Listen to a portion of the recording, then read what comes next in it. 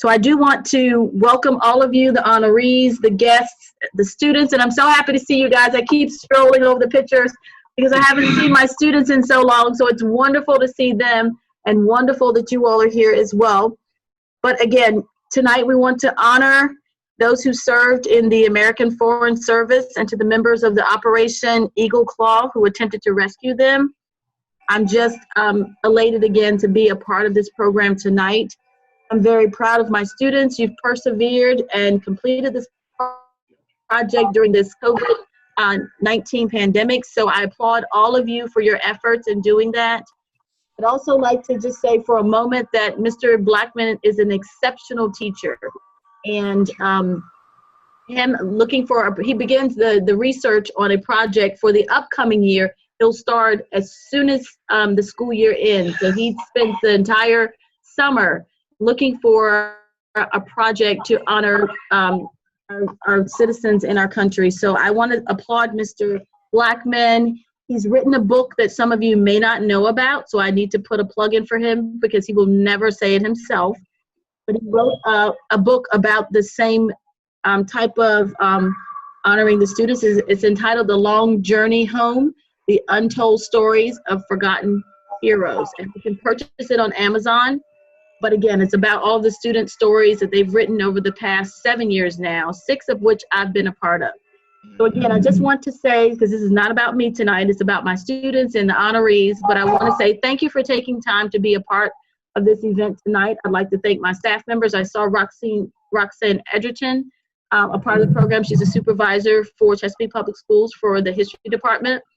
And I have a few of my teachers, Mr. Ortiz and Mr. Patry. Thank you for being a part of this as well. And again, I'm looking forward to the student presentations and the honorees being honored tonight. Thank you so much for being here. Thank you, Mrs. Dunbar. I appreciate those comments. Now, we're also very fortunate to have Councilman Matt Hamill, who's going to officially greet you. So, Mr. Hamill, would you say a few words? Sure. Good evening, everybody. Thank you very much, Mr. Blackman. My name is Matt Hamill. I am one of the council members here in the city of Chesapeake. On behalf of the mayor and the entire city council, and one of my colleagues, Councilwoman Debbie Ritter, she's also on the call with you all tonight. We would like to welcome all of you to this presentation, and we certainly want to tell the students how proud of you we are that you have essentially taken on this project from Mr. Blackman and brought history to life. I got to know Mr. Blackman about 5 years ago when I was the chairman of the Mayor's Commission on Veterans Affairs for our city. And Mr. Blackman approached me as the chairman and said, I would like to do a project to honor some of the fallen from Vietnam, some Chesapeake heroes who never got the proper welcome. And I'm hoping we can partner with the Mayor's Commission and do a ceremony during a presentation during the Memorial Day ceremony. And he had the students be a part of the city ceremony, and the families that came up and the outpouring of gratitude was so striking to me. And Mr. Blackman, what you do on a yearly basis to bring history alive to your students is it is inspiring. And so I hope that if there's 2 messages tonight from the city, or 3 messages. One is to thank and tell the students how proud of you we are. The second is to tell all of those of you represented, the true heroes of this presentation and your families, that I am just delighted and proud to be a part of this in a very small way right now and in honoring you. And the last thing that I'd like to say is that I hope some of the students or one of the students tonight will be inspired to follow in Mr. Blackman's footsteps and maybe be a teacher in the future and bring history alive to the next generation.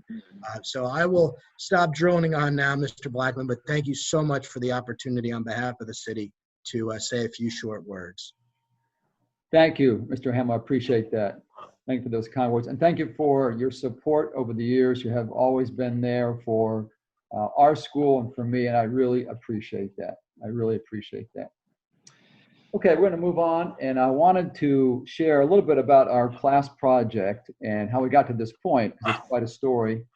And I want to first of all thank a number of people who helped make this possible, and that includes Town Bank, who was very, very generous to us, Bayport Credit Union, VFW Post 2894, a great friend of the river, and Chris Mulholland. I know a lot of you know Chris, who's been a true brave, who has always been helpful and supported me throughout the years. Very, very grateful for that. I want to thank New Life Church for their strong sense of community outreach. They have supported this. I want to also add to that the Great Bridge Ruritan Club. They made a donation. Also, the Guru Nanak Foundation, which is a Sikh community in this area. They have been extremely supportive of all the things that I have asked. So I'm very appreciative of that. I do want to say also thanks to Mike Flanagan. I did not have a very good webcam before I started this presentation, and he said, if there's anything I can do for you, I will support you. So Mr. Flanagan mailed me an HD webcam a couple of days ago, and so I really, really appreciate the fact that he committed to that and ended up helping me in that way. So thank you very much. Let me give a shout out also to LTC Andrew Burgess, who's in the Special Forces. Thank you for your service, sir. And thank all of you who have served in the American Foreign Service and the military, men and women. Thank you. Thank you. I salute you. And that is the message here. If anything else, I just salute you and all that you have done here. So I wanted to explain how we spend our money, because that's always an important part of what we do here. So I'm going to screen share just for a moment here so you can see the gifts that we have provided for our recipients, and we're almost there. Here we go. Okay, so each one of our recipients was given an Afghan like this. This is for Lieutenant General, in honoring of Lieutenant General James Vaught and his family. But everybody that we studied received one of these, and I think it's just a lovely Afghan that is quality work, and I am just joyful that I could give this to you. Honestly, I'm just ecstatic about it, because it really is I think, honoring to the families and represents the values that you all hold dear.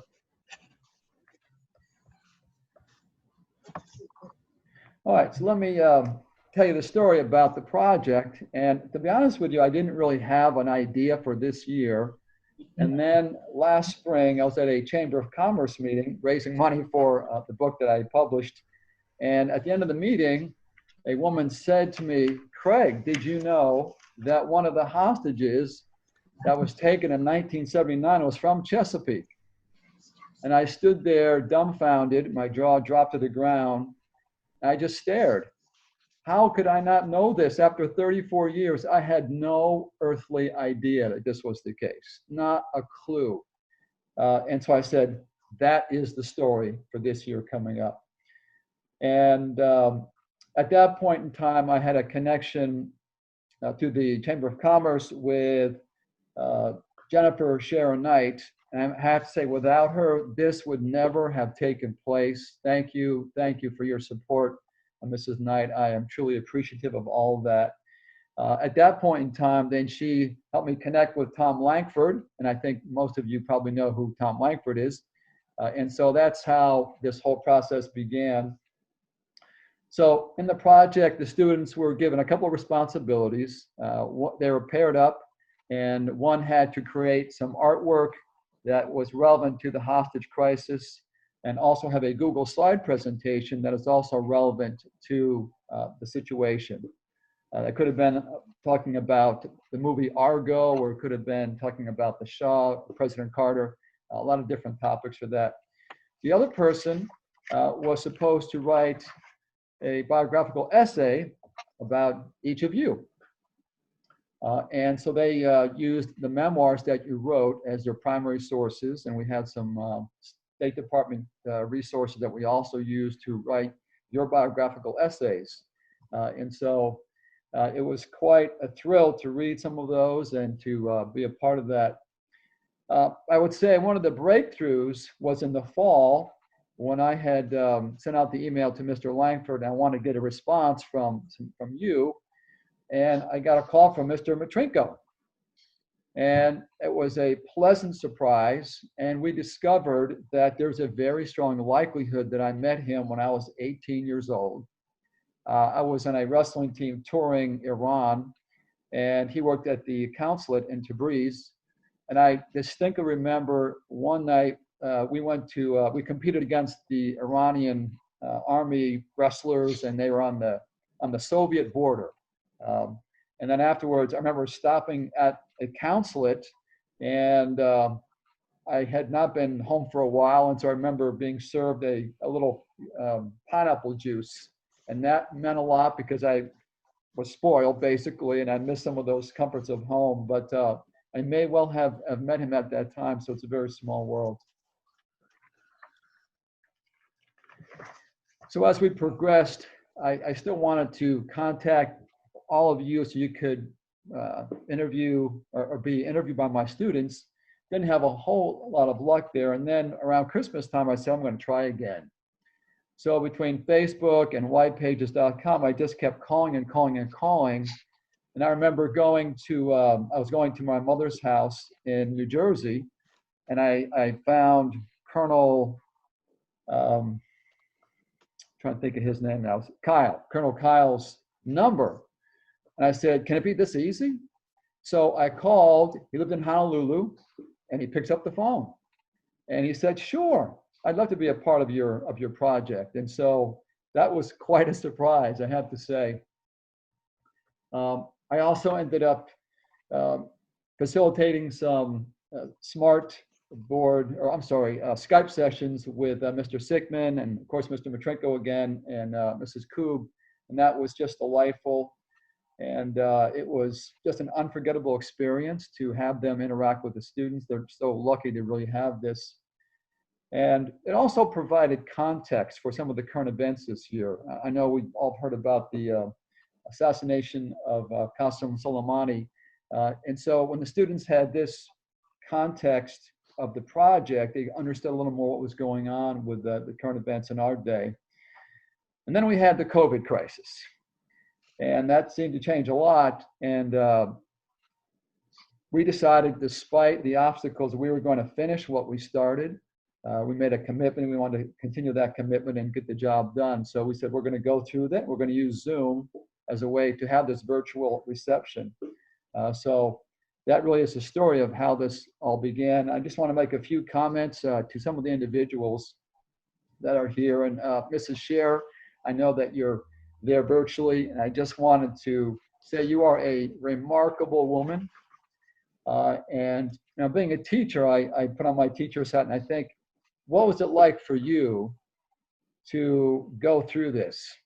You had to take care of your classes, you had to take care of your family, and keep it all together, and right, and be a professional. And you are just an amazing woman. You're just a very resilient, amazing woman, and I'm just really amazed. And you are to be esteemed for your courage during this time, because I know it was very, very difficult. So I just wanted to give you, some words right there. And I want to say also, in honoring Lieutenant General Vaught, that he was a legend in his time. He was both a scholar, a soldier, fought in 3 wars, wounded I think at least 3 times. And he was truly someone who was respected by all, who defended our values and saved countless American lives. And he truly possessed the warrior spirit of his ancestors. I did a little bit of research, and apparently there was some discussion that he's related to Francis Marion, the swamp fox. So I saw a little connection there, who knows, but it could be, And to all of you in the American Foreign Service, I just wanted to say again, thank you for your lifetime of service, of building bridges, of being peacemakers, and your efforts to make the world a better place are remembered here. And we're becoming a little more provincial these days, if you understand what I'm saying here, but thank you that you engaged the world and that you modeled that for my students. You expanded your horizons and had big dreams. And it's a treasure to know you and to just know your stories, and how you engage the world is just amazing. And I'm truly, truly grateful for all that you have done. I really am. So I'm going to stop talking at this point in time and let the kids talk a little bit. So we're going to have Ramsey Cooper, who was a part of our award-winning forensics team, who's going to honor Mr. Kennedy, who I don't think is here. I reached out to him, but wasn't able to become a part of this, but I do want Ramsey to say a few words in honor of Mr. Kennedy. Ramsey? Hey, Abdul here. Ramsey's having some technical difficulties, but luckily she sent me her script, so I'm just going to go ahead and read that for her. Okay, I'll let you fill in there. Oh, good job.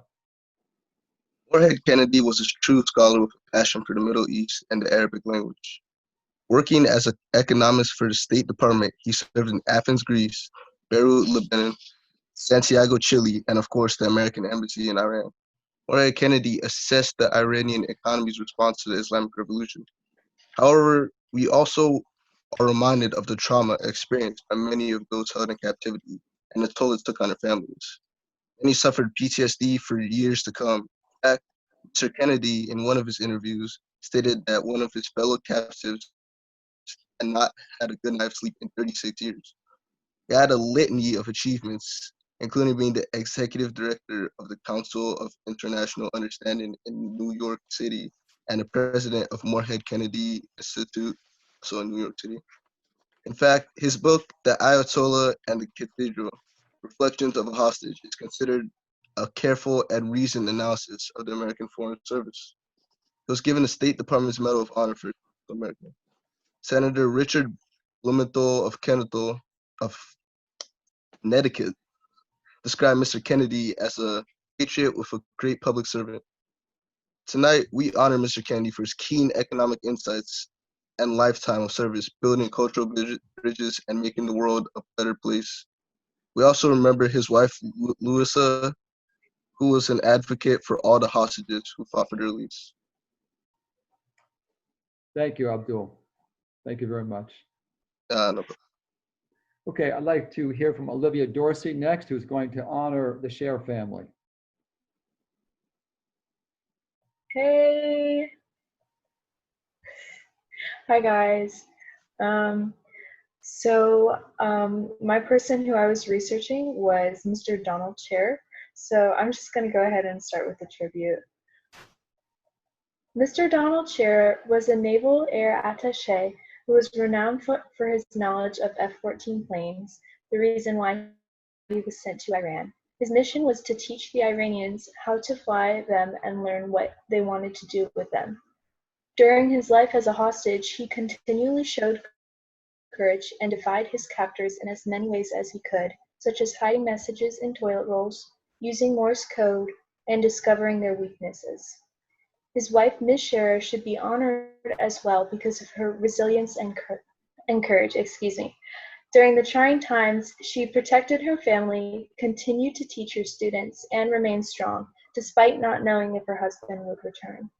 Her role is often looked over, but she truly played a burdensome role that was not only crucial to her children, but her students as well.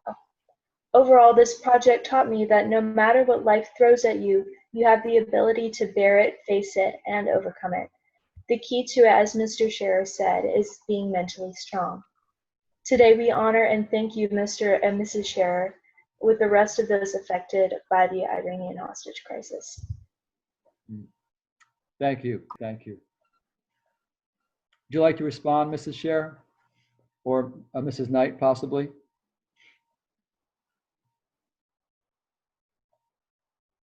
Olivia, you did an outstanding job. I had so much fun talking to you on the phone and coming to the class to speak to the AP US history classes. You hit the nail on the head. You did a beautiful job, Olivia. Thank you so much.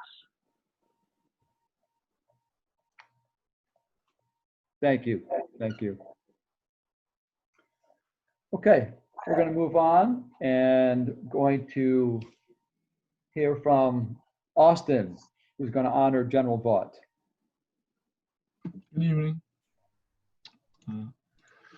During the Iranian hostage crisis, General James Vaught was given the job to oversee carrying out of Operation Eagle Claw, which was a Delta Force operation to attempt to rescue the 53 hostages from captivity. He was very dedicated to this role and the weight it bared. He served his country in the Army and was dedicated to anything asked of him. I truly want to acknowledge his courageous and honorable actions throughout his long career. Mr. Vaught was an innovative and capable man who served both his country and home selflessly. He received many honors and medals to honor his actions. He fought in both the Vietnam and Korean Wars. During his years of service, he received 2 Combat Infantry badges, 2 Silver Stars, 2 Bronze Stars, a Flying Cross, and 3 Legion of Merit badges across his 38 years of service and commitment to the U.S. Army. I learned a lot from this project and wanted to share the one thing that stood out to me the most. The project allowed me to view events more on just what happened, but by other events that were affected by it. Operation Eagle Claw didn't succeed initially, but it caused the military to make major changes in their Special Operations Department, like creating a permanent Delta Force for hostage rescue and a special board to oversee it. Thank you. Thank you, Austin. Mr. Vaught, would you like to respond? Thanks, Craig. I sent a personal note to both Allie Strauss and Austin, which I will not read, but I wanted you to know that these 2 individuals were kind enough to come to my house. They asked me a number of questions about not only about my dad, but how the hostage situation and the aftermath of the failure of the mission impacted our family and our lives years afterwards. I was able to share with them some of the reflections that my dad had shared with me about the things that occurred for him in his life, and areas that were disappointments, but also things that he was very proud about. And I know Colonel Kyle's book, The Guts to Try, is probably one of the books that he admired most about the military's response to this crisis. And so I want to just applaud Allison and Austin for their work. And I know this will teach them valuable lessons about moving forward, even when they have hard assignments that they don't think they can accomplish, that they know that people are willing to help them. And so anyway, I just wanted to pass on my thanks. Mm-hmm. Thank you, Mr. Vaught. I appreciate that. Thank you. Next, we have Aaliyah, who's going to talk about Colonel Kyle. James Kyle, the commander of the Air Force, was one of the participants in the 1980 Iran hostage rescue attempt. When he was called to join a secret task force, he developed innovative tactics, which incorporated infrared lighting and night vision devices. This revolutionized flight operations in total darkness. This was told to be the highlight of his career, and today we are going to recognize and admire him for his hard work and dedication. The attempt on the Operation Eagle Claw by him and others allowed him to better improve operation missions in the future. For example, the creation of reformed SOAR, they believe that this will be needed to highly train people for Army helicopters, which hoped in developing the ability for low-level missions. This also led to the killings of ISIS and Al-Qaeda leaders, being Baghdadi and Osama bin Laden. Some awards and accomplishments he made throughout his lifetime was his Defense Superior Service Medal. He gave detailed experiences of his mission in his book, The Guts to Try. He was also inducted into the U.S. Special Operations Commando Hall of Honor, and he retired with the rank of colonel. I recently had the experience to email him personally and get a little bit more insight of his personal life growing up. And I think the takeaway from this project was inspiration, just seeing him so involved in his childhood with all the sports and all the awards he was given, and seeing that transfer into his life throughout the mission is just incredibly inspiring.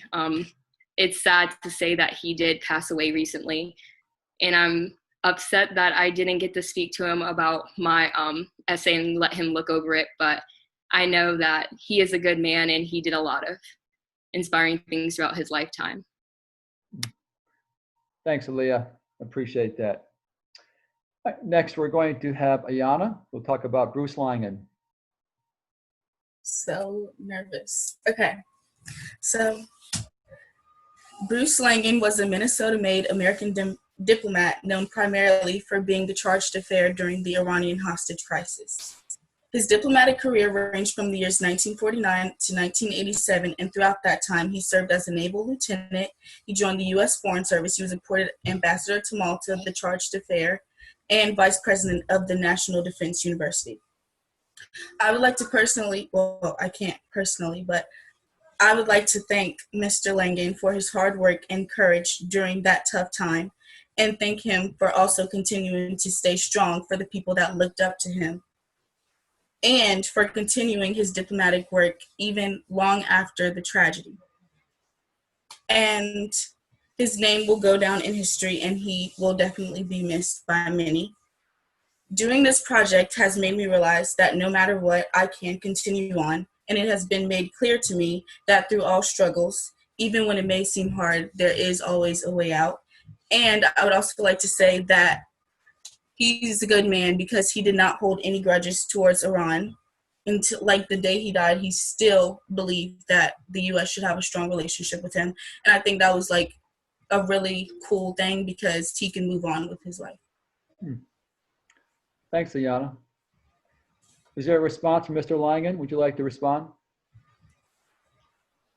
Wow, what a fantastic tribute. Thank you so much.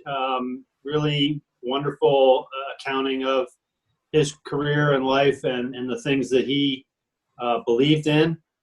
He was a people person. He loved engaging with people. That's what took him into diplomacy. And you're absolutely right. He really appreciated the Iranian people and their culture and was so crushed, for years that we just could never even talk to them. That was a huge disappointment. And throughout his life after the hostage crisis, he lived with the pain of the loss of the embassy that under his watch. But he also, felt so proud of all the team and the people that served with him there. And he just was just so proud of that. And he would have loved this event. He would have appreciated this event so much. It's just all about what he believed in. He was involved with the presidential classroom for young people. And it's just this type of thing that he loved to do. So thanks again for having this tribute. Appreciate it. Thank you. Thank you. Next, we have Cassandra, who's going to honor Barry Rosen.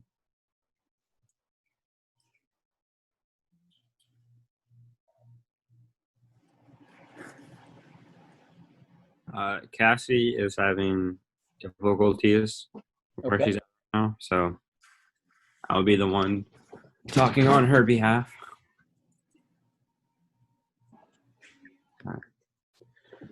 I'm back if you want me to read it, Matthew. There you go. I'm sorry. The connection is really bad where I am. Okay. We're ready. So Barry Rosen, his interest began in the 1960s when he decided to join the Peace Corps. He eventually became a press attaché for the American Embassy. He's always had an interest for Iran and his studies in it. He taught English there and learned Farsi also. His courage and resilience towards the Iran hostage crisis is phenomenal. One thing he said to me was people are much more resilient than they think they are, and that has stuck with me ever since he told me that. I believe that is true after speaking to him and reading his book. Even though it got hard, he told himself to stay alive, and he eventually came back to the United States. His family made it easier to return to civilian life, and he furthered his education in Iranian studies and eventually went back to Iran. To this day, he still doesn't have any hatred toward the Iranian people and does not blame them for what they do. A takeaway I learned from this project is that we really are more resilient than we think we are. Seeing how some of the hostages, like Barry Rosen, don't have hatred or a grudge toward the people make me think how some of us, especially high school students, hold grudges over the smallest things, and these people were kidnapped and held hostage and don't hold a grudge. Thank you, Cassandra. Mr. Rosen, would you like to respond? Yes. Cassie, I really appreciate what you've said and appreciate what you said about how I feel about our relationship to Iran and how I would like to see it improve in the future. But you've done an amazing job in describing how I feel about what went on in the Iran crisis. And I honor what you've done and honor what you and your teacher, Craig Blackman, have done for us. Thank you very, very much. Thank you. Thank you. Next, we have Abdul, who's going to honor Michael Matrinko. That's me, isn't it? Yeah, I'm Abdul. You probably can see that. And wanted to honor Mr. Matrinko's service. I wrote an essay discussing how Michael Matrinko's service and contributions make him more than a man in every aspect. His origins begin from the Peace Corps in his youth, where he would encounter immigrants from all over the world. He's held several positions during his time as a political officer in Iran, a consul general in Israel, a deputy director of Northern Gulf Affairs. However, his work during the Peace Corps as a teacher proves to be his most significant contribution. So that despite America's view on the Middle East, he strives to aid the people there. It was this caring dedication to a struggling nation that would ensnare him in an overthrow of leadership in Iran by student rebellion. During his time, he would be perpetually tortured and held in solitary confinement for over a year, which is ample time to break even the strongest of minds. However, Mr. Matrinko did not break during this time. He remained a shining symbol of strength and perseverance. It is because of this unwavering dedication that we honor him today. Clearly, Michael Matrinko is more than a man. He is the ideal of peace.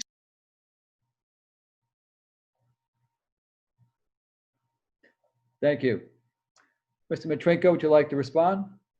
I just want to thank you all. And Abdul, thank you very much for the kind words. And I hope that when I look at the students who are joining us here today, I hope I'm looking at a few future foreign service officers and military officers. Think about it. It's a great life to look back on. And good luck. Thank you. Thank you. Next, we have Dolores, who's going to honor John Lambert. John W. Lambert is the former Deputy Assistant Secretary of State for Iran in the State Department's Bureau of Near Eastern Affairs. During his diplomatic career, he served in the Middle East and Islamic Africa. Mr. Lambert joined the Foreign Service in 1973, which included tours in places like Algeria, Iran, and Saudi Arabia. In 1979, he was posted at the U.S. Embassy in Tehran as a diplomat. It was that same year that he and 51 other Americans were captured and held hostage for 444 days. Since the crisis's end in 1981, Mr. Lambert has received the Distinguished Service Award, which is the Department of State's highest award, along with the Award for Valor for his courage and resilience displayed during the crisis. Mr. Lambert has also authored many books about Iran and its history since the crisis. One of the main takeaways I got from this project was that no matter how bad a situation may be, you can't lose hope. I'm grateful for the experience of working on this project because I not only got to learn about a major historical event, but because I also got to learn from John Lambert's bravery in the face of adversity, which will inspire me for years to come. Thank you, Dolores. Is there a response, Mr. Lambert? Would you like to say something? Yes, briefly. First of all, thank you, Dolores. And I must say, I must say that I love the flattery, and maybe you could have gone on a little longer with the flattery. That would have been fine. No, I see a lot of friends and colleagues here. I'd love to sort of recognize everybody one by one, but it would take the whole time. Craig, thanks to you. Boy, your students are so lucky. Lucky to have you as a teacher, and all I can say is keep up the good work. Keep up the good work. I see three of my Foreign Service colleagues, Katherine, Barry, and Michael. Barry and Michael, I should mention, were, for better or worse, my wife's Persian student. She always says that Michael was the best student she ever had. Also, to thank General Vaughn and his crew and those incredibly brave people on the Eagle Claw mission. And a special thanks, I see Rocky and Curtly and Bill Curtly, our Marines. I've often said, and I still believe, that the reason that I'm here today and alive was the courage, discipline, and training of our Marine Guards. So thanks to everybody. Thank you. Thank you. I appreciate those comments. Next, we have Andrew Smith, who's going to honor Rocky Sickman. Okay. Rocky Sickman was a Marine Corps guard from Missouri who worked at the U.S. Embassy in Iran and one of the 52 Americans held hostage during the hostage crisis. This lasted for 444 days, and Rocky and the others showed great courage and resilience through this incredibly difficult time. He knew from an early age that the Marine Corps is what he wanted to do so he could go and see the world. I would like to say thank you to Mr. Sickman for his service to this country and what he's done for us all today. What I took away from this project is to never give up, even when that seems like the only option. Thank you, Andrew. Is there a response, Mr. Sickman? You know, Greg, I got to give you credit, and Mrs. Dunbar, he would not give up. He kept emailing, and there's so many emails that people send wanting to get involved in different events, and I'm so happy I responded to you, Greg, because this is incredible, and especially to see all my colleagues. And Mr. Lambert, you're absolutely correct. That morning of November 4th, 1979, I was a young Marine. And I looked back that morning, I had my finger on that trigger of that sawed-off shotgun in the basement. And my orders were to stand down. And, you know, obviously I wished those 444 days locked in a room, I wished going back, I would have pulled the trigger. But the good thing is I responded to my orders, and they were very difficult orders. And here we are. But those first couple of months, I sat there and thought, you know, the Vietnam War had ended in the early 70s. And I'm sitting there thinking nobody cared about the Vietnam veterans. And it was very lonely. And little did I realize that people back home had been tying yellow ribbons. Here we are. And Barry, you corrected me. It's 41 years. And we're still talking about that. And, you know, freedom is not free. And for all of the students that are here this evening to spend your quality time to listen to these stories. They are stories. Eventually, we're not going to be here, and they're going to be stories that hopefully you'll remember. And those individuals that passed away, Operation Eagle Claw. I now work for an organization called Folds of Honor that provides scholarships to families of fallen and disabled. Every morning I wake up, I think of those 8 individuals that sacrificed the ultimate sacrifice, their life. They come over, they didn't know me, but they did it because I was an American, what that flag represents. And so it's an honor to have been able to participate in this wonderful event, and really especially to see all my colleagues that we went, everybody, there was 52 of us that went through an ordeal in a different manner, and it all came out in a different manner. And we deal with it. I have this wonderful lady. I sat in my room for 444 days. Many of you remember my girlfriend then, my wife now, 39 wonderful years. I just thought of her, and she was like my Castaway, the movie Castaway, Tom Hanks. I wanted to make sure I got home, and we've been married for 39 wonderful years. I have 3 wonderful children, grandchildren, that now I'm telling the story to. And so I, again, salute you, Craig, Mr. Dunbar, Mr. Hamill, and all the other Andrew, thank you so much for the tribute. It's been an honor for me to be here and just share my story. So thank you so much, guys. Thank you. Bravo, Rocky. Bravo. Thank you. At this time, we're going to hear from Abby, who's going to honor Katherine Cooper. One of the 2 females held in Iran for the 444-day period of the Iranian hostage crisis, Miss Katherine Cooper stayed strong and made it through the toughest of times while still retaining her faith and selfless personality. The resilience Miss Cooper displayed shows how, despite difficulty, having faith and belief that things will get better is enough to get you through even the most difficult of obstacles. Ms. Cobb's experience shows the importance of learning the stories of others. Knowing how someone else is thinking can aid in avoiding conflicts. Being kind to one another is of the utmost importance, making it possible to avoid losing yourself while dealing with difficult people. Forgiveness is what helped Ms. Cobb through the aftermath of the crisis, preventing years of bitterness after her liberation.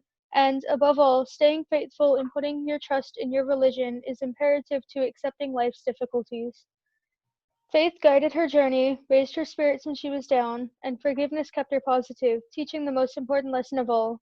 Learning to accept yourself and placing your full trust in your faith and personal strength is the only way to truly live with happiness and acceptance for others. Discovering your personal story is the best way to learn how to listen to the stories of others, allowing you to gain a more rich understanding of who makes up your world. Extending the same philosophy into our everyday lives will not only prevent unnecessary conflicts, but also to help us love one another. Thank you, Abby. I appreciate that. Would you like to respond, Mrs. Coob? It's Ms. My mother was Mrs. Cobb, and it rhymes with robe. But Abby, thank you so much for, you did an incredible job. It was great talking with you. And I second everything that Rocky and John and Mike and Barry have already said. This is an incredible project. Thank you, Mr. Blackman, for putting it together, Mrs. Dunbar for having the wisdom to let teachers do strange and wonderful things. And for all of you students, there's one thing that I would add that, and one of the reasons I do projects like this is because I want you to understand that this didn't happen just to Barry and to me and to Rocky and to John and Mike. It happened to our families, it happened to our friends, and nothing happens in isolation. And this incredible support that we got from the community, and then this amazing attempt to come in and rescue us and bring us home. The other woman who was held the full 444 days, Ann Swift, and I, when we found out about this, we just sat in our room and we never, ever, ever found a word to express how that affected us, except to say that we were absolutely stunned that this would happen. And then we thought, but this is America. We take care of each other, and we must learn to continue to take care of each other and to put the good of the group above so many other things. So thank you for doing this project, and thank you for hearing our stories and for knowing that we are all linked with you and, you know, with your grandchildren and your great-grandchildren somewhere down the pike. We are rugged individuals, but we are rugged individuals united in the good for each other. And I think this is just such a marvelous way for you to begin to think how you're going to make that work in your life. Never say no. Always say, I'll think about it, and then see how you could make it work for you. It's an amazing time, and thank you so much for being willing to learn and to study and to do the things that you're doing to make life for everybody better and better. Thank you. Thank you, Ms. Cobb. I appreciate that. Next, we have Isaiah, who's going to honor Colonel Charlie Beckwith.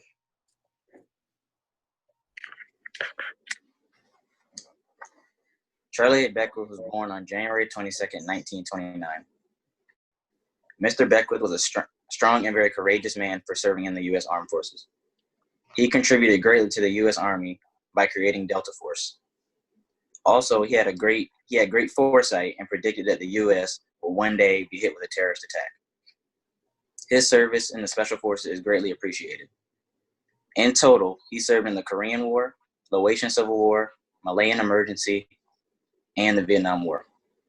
His awards include a Legion of Merit, a Bronze Star, and a Purple Heart. I want to honor Mr. Beckwith for his bravery and resilience to help advance the U.S. military. One takeaway I got from this project was the impact that the Iranian hostage crisis had on America by leaving us vulnerable and making us be more precise with how we conduct foreign affairs. Thank you, Isaiah. Would you like to respond, Mrs. Howe? Yes, thank you, Isaiah. I really appreciate that, and I enjoyed talking to you. I think my father would really have enjoyed this like everybody else. I ditto from what everyone's saying, but when he was alive, he did speak to a lot of schools, and he loved it. He loved, sharing the story, and I know if he was alive, he would tell all the students to study hard, be independent, don't quit, be tough, and he would say, love America, and he'd be saying, stay strong during what's going on. I'm impressed with all of you, all you students. I think you all are awesome. It's probably been really tough to go through this pandemic. I applaud you. I'd like to say it's an honor to be in the presence of all the other honorees. I don't think I really knew that I'd get to really see all of you. So I thank you, and I just wish everybody the best of luck. And Isaiah, do good. If you need anything, email me. I'm here to help you. Thank you. I appreciate those comments. Next, we have Bill, who's going to honor Howard Hart. Hello, my name is William Poston. Howard Hart was born in St. Louis, Missouri in 1940, but was raised in the middle of the Philippines. He lived in an internment camp controlled by the Japanese until its liberation in 1940. Felt he owed his country's life in return. So he joined the CIA after college in 1966. He was most known for his involvement in Operation Eagle Claw, the Iran hostage crisis. Along with his involvement in Operation Eagle Claw, Hart was also tasked with creating a concept for a counter-narcotics center. The CNC was created to fight the drug war in the U.S. The CNC even served as an example for new centers working on important issues. Howard retired in 1991 and started a consulting business with his wife, Jean, in the Blue Ridge Mountains in Virginia. Hart passed away in 2017 of organ complications caused by a beating he received in Tehran, Iran, several years back. Hart was very passionate about our country, and we thank him for his leadership and service in the CIA. He helped many people in programs. The U.S. shall forever be grateful. Learning about Howard Hart and his motives, thoughts, and accomplishments has taught me to stick to my morals and pursue what I'm most passionate about. Thank you, Bill. We appreciate that. Mr. Verbley, would you like to comment?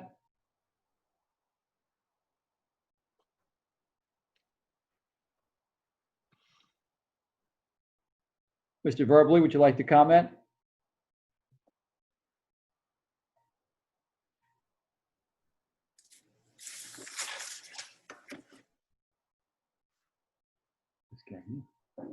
He's speaking, but he must be muted, Craig. Okay. Mr. Verbley, can you unmute?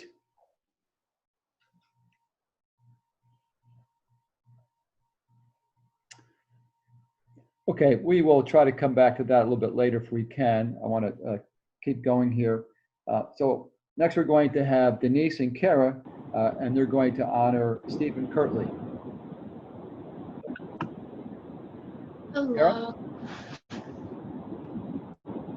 Can you guys hear me? Yes. Okay. Mr. Stephen Curtly, through being held hostage in Iran and working for years in the U.S. Marine Corps, has shown great dedication to the safety of the United States, along with the dedication to sharing his story to as many individuals as possible. After being released from Iran, he re-enlisted into the Marines and served for many years before retiring in 2002. His many awards include the Prisoner of War Medal, Defense Meritorious Service Medal, Navy Commendation Medal, Joint Service Achievement Medal, Navy Achievement Medal, Combat Action Ribbon, and the State Department Award of Valor. Through hearing his story, we've learned the importance of resilience in the face of danger, along with the importance of sharing one's experiences with others. The courage and dedication that he's shown throughout his life has helped to protect countless lives, and it was an honor to learn about his many sacrifices and achievements. Mr. Curtly's story is truly inspirational, and we thank him tremendously for sharing it with us. Thank you, lady. Appreciate that. Would you like to respond, Mr. Curtly?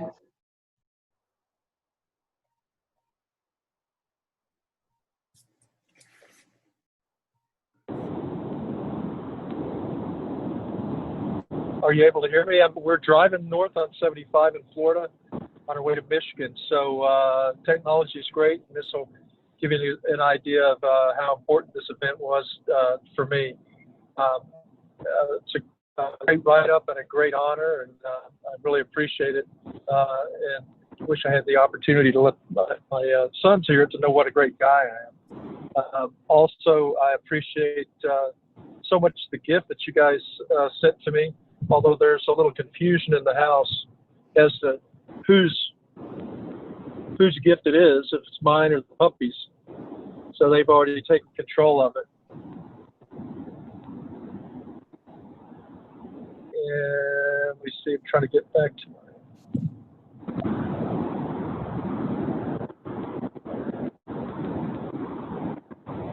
So I really do appreciate it. It's nice to be honored again and be treated like a hero for a little bit. And just a great job by all the students and Craig, by your team to get this put together. The last thing I would say is talking to the Marines and all the special operators, I think it would be a really good idea. We all think it would be a really good idea that all the students get A's for this project in the class. Thank you. Thank you. Thank you. I appreciate your comments. Next, we have one last student who wanted to say a few words. Arthur, you have the floor. Richard Ivan Queen served as vice consul to the U.S. Embassy in Tehran, aiding in making sure the rights of Americans in Iran were protected. Queen would become one of the first hostages released during the Iran hostage crisis due to complications with MS, or multiple sclerosis, never letting his worsening condition deter him from maintaining his hope for release. Even as his condition continued to worsen upon his return to Washington, D.C., Queen still went on to have a successful career in civil service, with him continuing to serve as a consular officer to the nations of Canada and the United Kingdom. If there's one thing to take away from Queen's journey, it is that to never let any of life's obstacles, no matter how harrowing or terrifying they may be, to come in the way of one's hopes and ambitions. I'm thankful to have learned about Queen's story, as I now can take his wisdom and apply it to my own journey through life. Thank you, Arthur. Appreciate those comments. So that concludes the student presentations. I just have a few things to wrap it up with. And I was doing some research about the Cher reunion, or celebration, I should say. And I know that Mr. Cher was given an American Eagle t-shirt when he was released. And so we are going to present the Cher family with a Brave t-shirt because we have adopted them. And you can see the t-shirt right here. And so Cher family, you are Braves for life. That's just how it's going to be. And I'm going to show you the back here for a little bit. And I will deliver this to you myself in the days to come here. So that's one thing that we wanted to do, to recognize you and to remember your family. That's the first thing. The other thing is, I know that when Mr. Cher came home, he planted a tree to remember, him and that sort of thing. And I think it was uprooted as they built the new city hall. And so we have decided to make a change. And so let me show you with a little screen share here what we have done. And just give me a second and I will let you see this. What we have now is the Cher family tree that is planted right by our faculty entrance. And so this will be a permanent reminder of your resilience and your strength and your many contributions to the city of Chesapeake and our country. So this is our way of just saying thanks for everything. Craig, Mom and I want to say thank you so much to you, and thank you so much for your outstanding students and their work. They surely are communicators, collaborators, problem solvers, innovators, give us so much hope for the future. And I just want to say thank you to the community in Chesapeake who has been supporting my family and I now for over 40 years. Wherever there are gaps, people in the community have stood in to help us out. So God bless all of you all. Thank you so much. Thank you. Thank you. We know that Mr. Scher was a naval attaché, and so we decided to end with the naval hymn here. And so we're going to transition right to that to wrap up the rest of our ceremony.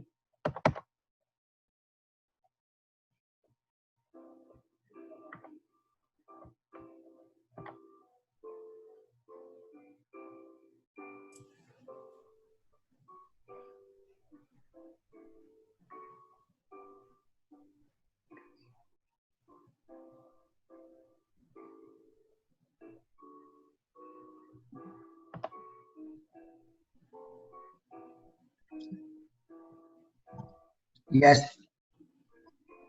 Okay, I'll be there.